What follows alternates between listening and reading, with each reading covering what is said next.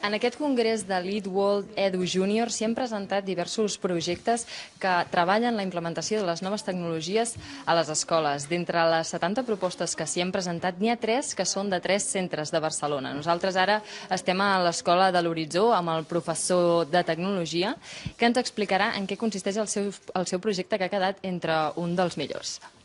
Doncs bé, això és el taller de robòtica. Aquí bàsicament el que fan és construir robots i petits mecanismes. Després els programen amb l'ordinador i el que hem fet amb la proposta que hem presentat a l'IT World és que des de fa uns parell d'anys els poden fer moure des de casa.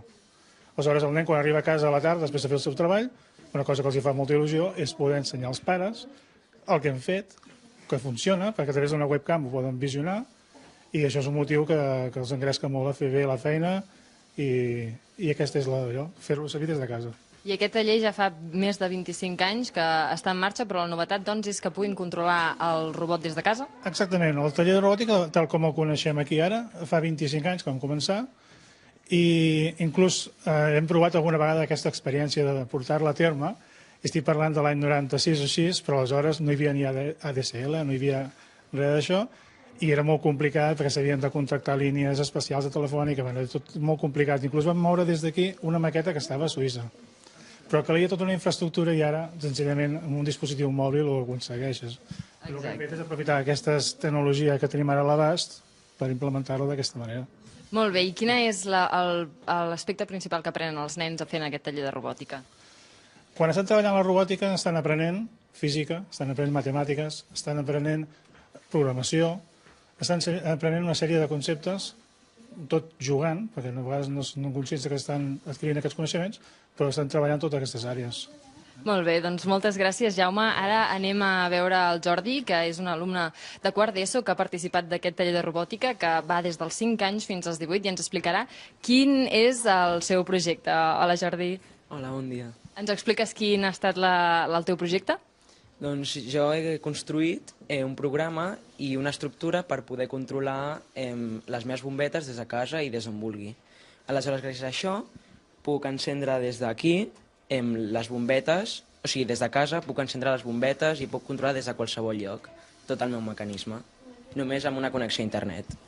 I què és el que has après d'aquest projecte, d'aquestes bombetes? Bueno, doncs que gràcies a internet i a un programa molt senzill puc controlar i puc tenir control de moltes coses tecnològiques. Una facilitat. I em comentaven que una vegada et vas deixar les bombetes apagades i des de l'autobús les vas poder encendre a través del dispositiu mòbil? Doncs sí, és una facilitat molt gran i un avantatge. Moltes gràcies, Jordi. També tenim el Jan i el Bru amb nosaltres, que són nens de 7 anys que també han participat d'aquest taller de robòtica i estan començant. Què heu fet vosaltres en aquest taller? Un molí de vent que està allà. I què fa aquest molí de vent? Bueno, les aspes giren. I podeu controlar-ho des de casa, també? Sí. I els hi heu ensenyat als vostres pares? Sí. I què us han dit? Que molt xulo. Molt xulo. I que és impressionant des de casa poder-ho fer, perquè... I vosaltres heu construït aquest molí a partir de peces de Lego, no? Sí. Sí. I ha sigut difícil? Sí. Sí, us han ajudat molt per això. No? Que us agrada el Lego, que ja hi jugàveu a casa? També fèieu cosetes a casa? Sí.